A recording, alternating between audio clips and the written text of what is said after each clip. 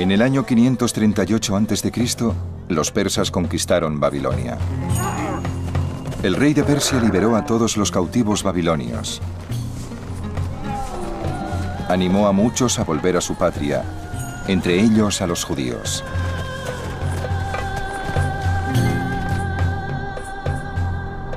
Ciro, rey de Persia, dijo: Yahvé, el Dios del cielo, me ha entregado todos los reinos de la tierra y me ha ordenado construirle un templo en Jerusalén, en Judea. Aquel de vosotros que pertenezca sin mezcla al pueblo judío, que Dios vaya con él. Que se marche a Jerusalén de Judea y construya el templo de Yahvé, Dios de Israel.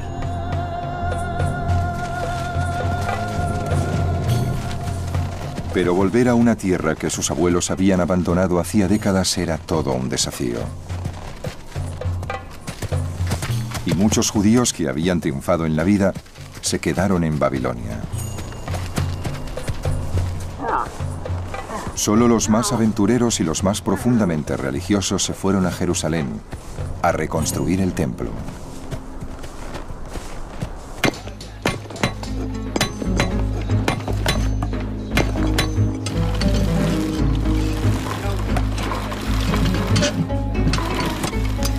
En cuanto llegaron los exiliados, se empezó a trabajar en el segundo templo. El libro de Ezra describe la emoción que invadía el ambiente. La gente contribuía con dinero para los albañiles y carpinteros, y para comida, bebida y aceite para los hombres de Tiro y Sidón que traían cedro del Líbano por mar con el permiso del rey Ciro de Persia. Los sacerdotes, con sus ropajes, avanzaron con trompetas y los levitas con címbalos para loar a Yahvé. Y luego todo el pueblo se unió en un grito de alabanza porque se habían puesto los cimientos del templo.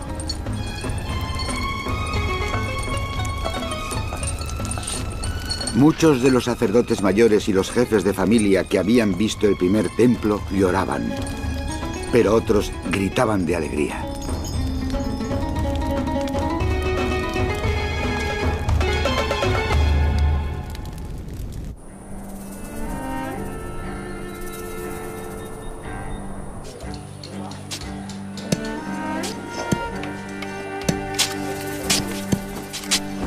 Pero el templo era la única fuente de alegría para los que habían regresado.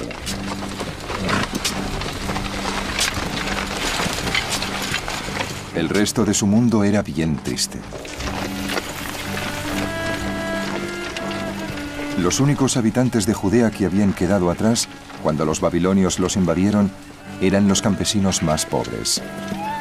En esos momentos sus descendientes estaban a punto de morir de hambre y luchaban para arrancar alimentos a la tierra.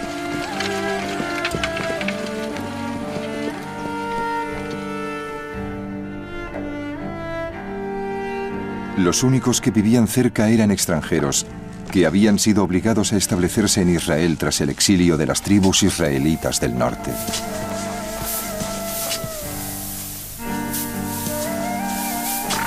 Los extranjeros hacían lo que podían para evitar que los que habían regresado pusieran el pie en Jerusalén, porque les veían como rivales por el control de la región.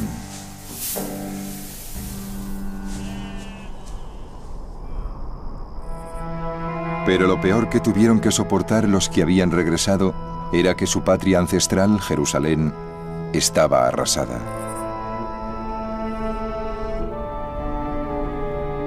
La ciudad de Jerusalén aún está en ruinas. La gente que vuelve a vivir en la zona de Jerusalén se instala en los edificios de piedra que quedaron en pie desde los tiempos de la destrucción babilónica. Así que tenemos la mitad de la ciudad donde la gente vive en casas arruinadas y luego la otra mitad de la ciudad donde no vive nadie, con los edificios aún vacíos.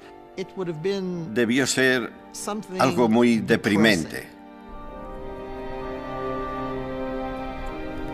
Y al cabo de un tiempo, la gente perdería la esperanza.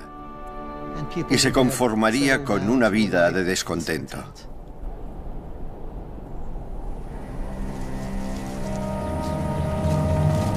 Pronto, incluso la construcción del templo se fue parando por culpa de los conflictos entre los que habían regresado y los extranjeros.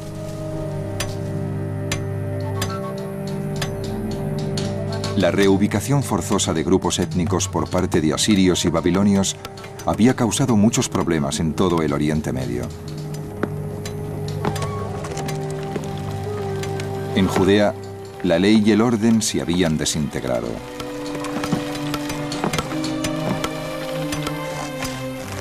Los extranjeros convencieron a los persas de que los judíos planeaban rebelarse y consiguieron una orden para suspender la reconstrucción del templo.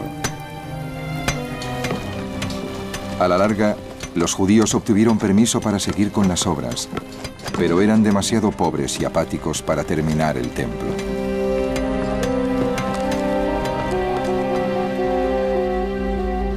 «80 años después de su llegada, el regreso a la patria de los exiliados parecía un tremendo error.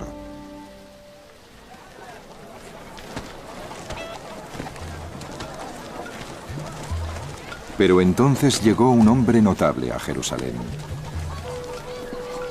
Se llamaba Ezra y había sido enviado por el rey de los persas para restaurar el orden en Jerusalén. Artajerjes, rey de reyes, dijo al sacerdote Ezra: «Saludos, estas son mis órdenes. Te mandaré a Judea y a Jerusalén. Tienes que nombrar magistrados y escribas que administren justicia para todos los que conozcan la ley de tu Dios, y debes enseñarla a los que no la conozcan».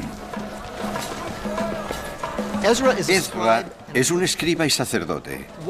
No se llegaba a escriba solo por nacer escriba. Para llegar a escriba se necesitaba talento, inteligencia, cultura y creatividad. Así que por fin vuelve a Jerusalén un hombre con rango y privilegio y poder político.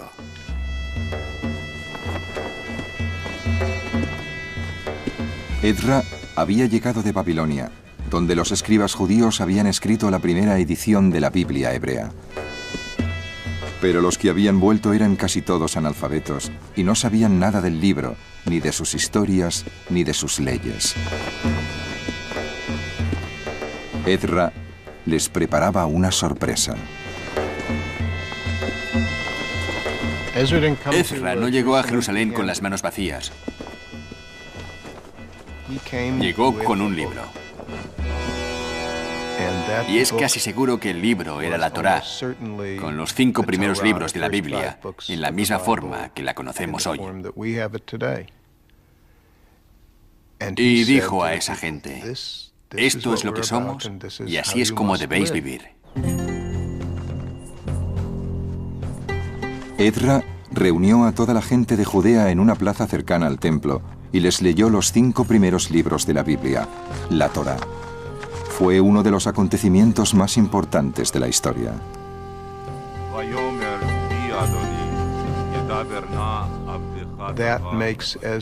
Ezra fue prácticamente un nuevo Moisés, dando a conocer la ley.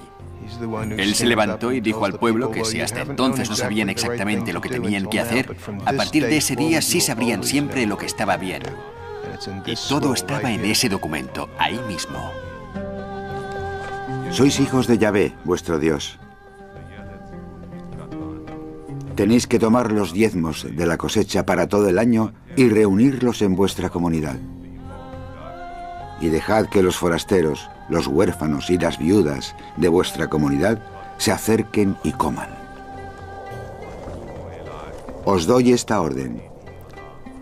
Sed siempre generosos con vuestros hermanos y con cualquiera en vuestro país que se vea pobre y necesitado. Recordad que fuisteis esclavos en Egipto y que Yahvé, vuestro Dios, os redimió. Por eso os doy esta orden.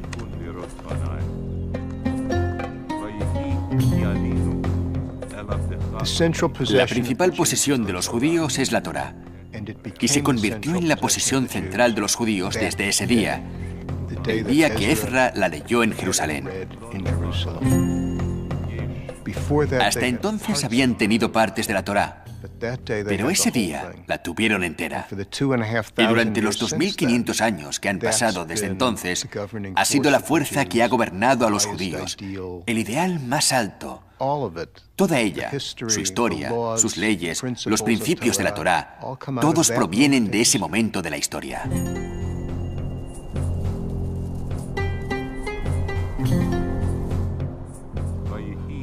Después de la ceremonia en la que Ezra leyó la Torá, la gente de Judea tuvo que firmar un contrato aceptando vivir según las leyes de la Biblia.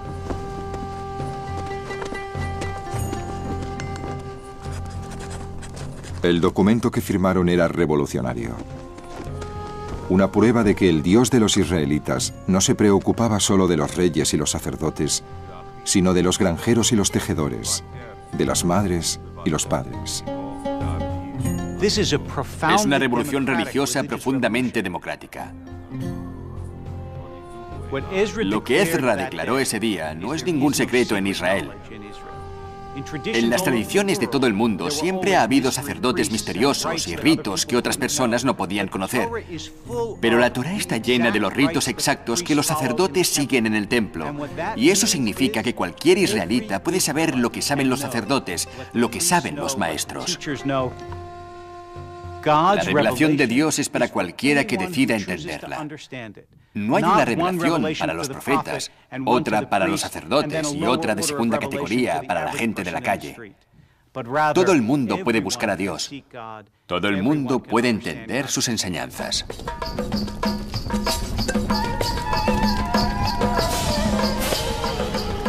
La llamada de Ezra a todos los judíos para que participaran en el contrato revitalizó Jerusalén. El templo fue lo que más se transformó, porque la Torá exigía que el templo tuviera un papel central en la vida judía. No debes poner a trabajar al primogénito de tu rebaño, ni esquilar al primogénito de tus corderos. Debes comerlo tú y los de tu casa una vez al año en presencia de Yahvé, tu Dios. Durante la época del Segundo Templo, solo había un lugar donde el tiempo sagrado y el espacio sagrado se unían. Y todo el espectáculo, la estructura y el ritual de los sacrificios eran el vehículo para que la gente se acercara a Dios.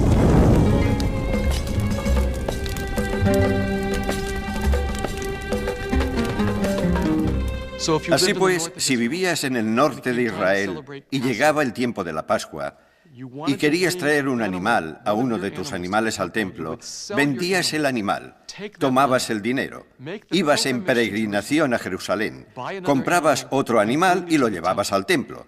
Ya podéis imaginaros, con toda esa preparación, lo que significaba ese momento para el penitente, que recorría tanta distancia y se tomaba tantas molestias, cuando por fin ponía las manos sobre el animal y declaraba: «Este es mi regalo para Dios, es lo que voy a comer junto a Dios, en presencia de Dios». Podéis imaginar la fuerza que tenía algo así. Los hombres de Tiro y Sidón, que traían cedro del Líbano por mar, con el permiso del rey Ciro de Persia. Los sacerdotes, con sus ropajes, avanzaron con trompetas y los levitas con címbalos para loar a Yahvé. Y luego todo el pueblo se unió en un grito de alabanza porque se habían puesto los cimientos del templo.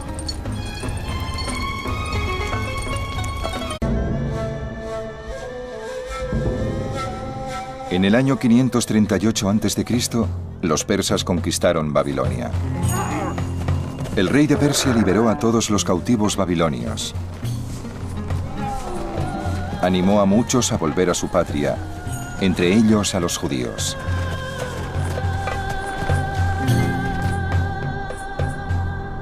Ciro, rey de Persia, dijo: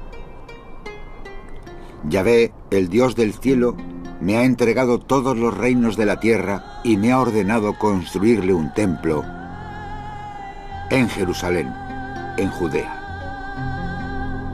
Aquel de vosotros que pertenezca sin mezcla al pueblo judío, que Dios vaya con él. Que se marche a Jerusalén de Judea y construya el templo de Yahvé, Dios de Israel.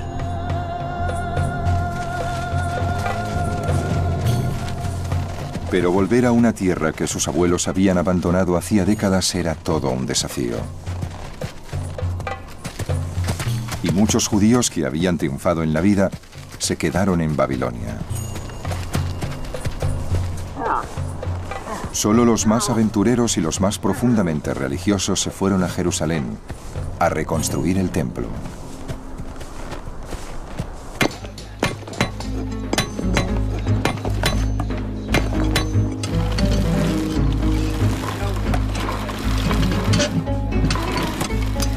En cuanto llegaron los exiliados, se empezó a trabajar en el segundo templo.